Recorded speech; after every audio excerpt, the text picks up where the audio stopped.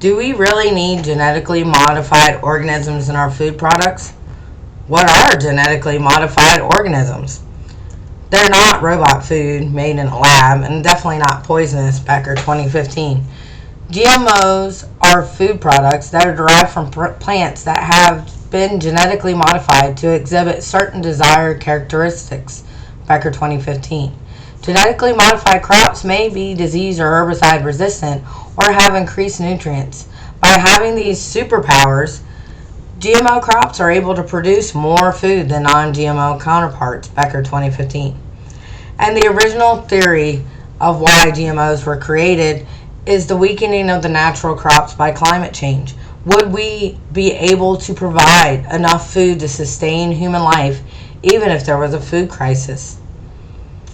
And at first, there was no research really to support whether there were health issues related to the consumption of GMOs, even though we've been consuming them for over 15 years, Consumer Reports 2015. It sparked the creation of a large, organic, non-GMO, vegan industry, which is now the latest trend in food science, food technology, and food production today. According to the World Health Organization, specific systems have been set up for the rigorous evaluation of genetically modified organisms and genetically modified foods relative to both human health and the environment. While genetically modified foods undergo significant testing, food companies are not bound by the same rigorous standards during 2019. Chipotle discovered that claiming to be GMO-free is easier said than done. They are now facing lawsuits in 3 states over claims it used only non-GMO ingredients during 2019. And then we have to question, what if we could not produce enough natural non-GMO food to sustain human life? Will we be forced to agree that GMO food is safer than non-GMO food?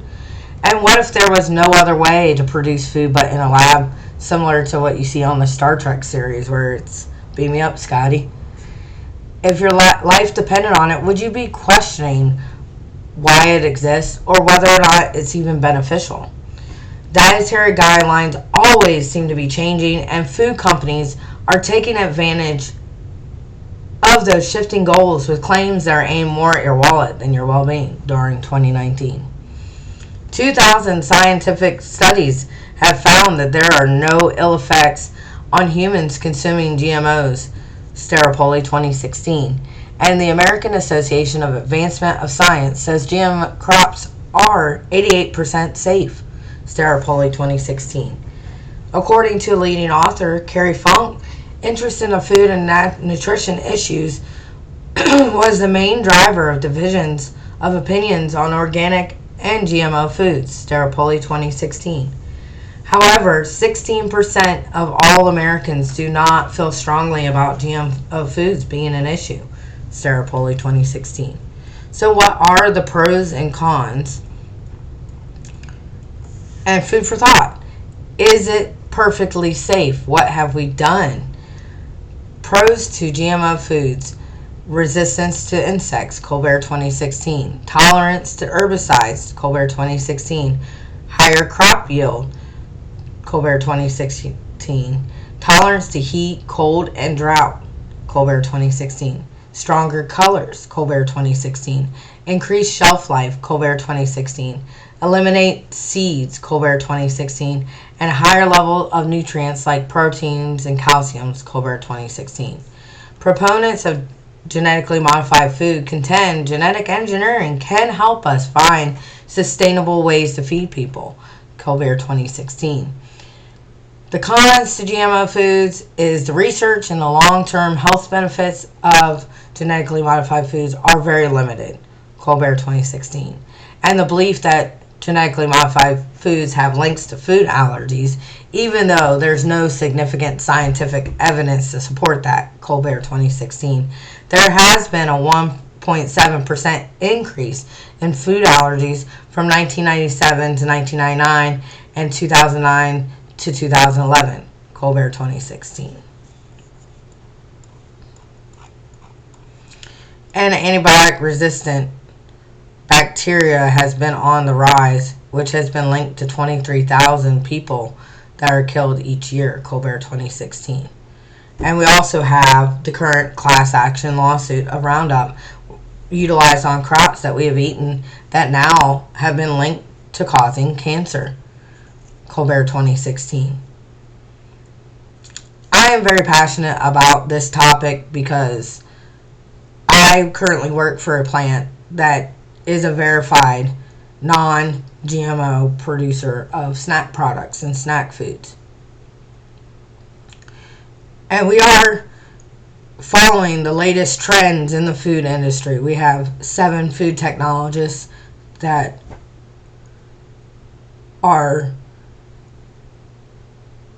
highly recommended in their field and are very good at being able to decipher what products are important for us to produce for families in the surrounding areas, as well across the U.S.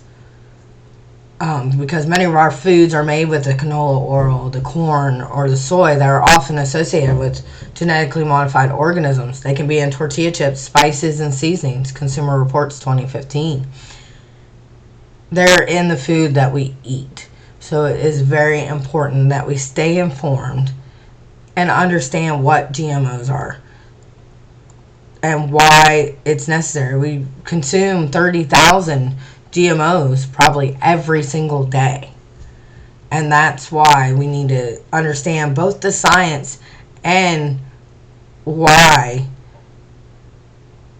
it would be better to produce GMO foods versus non-GMO foods. And when the big labeling became an issue, that's when a lot of companies shifted to the non-GMO foods because they didn't want to produce that additional labeling that would eventually be carried out to the consumer on the packaging of the product.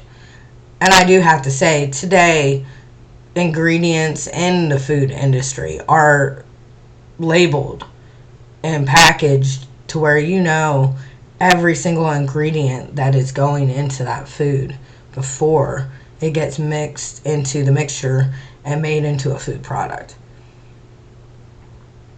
And I feel very confident that the food that we produce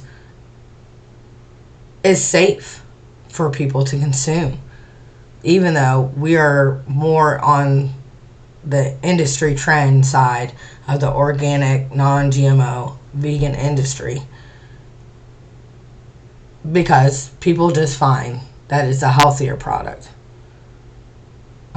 It has removed a lot of sugars, high fructose corn syrup from a lot of our products that we produce, which is in turn healthier for our children to eat.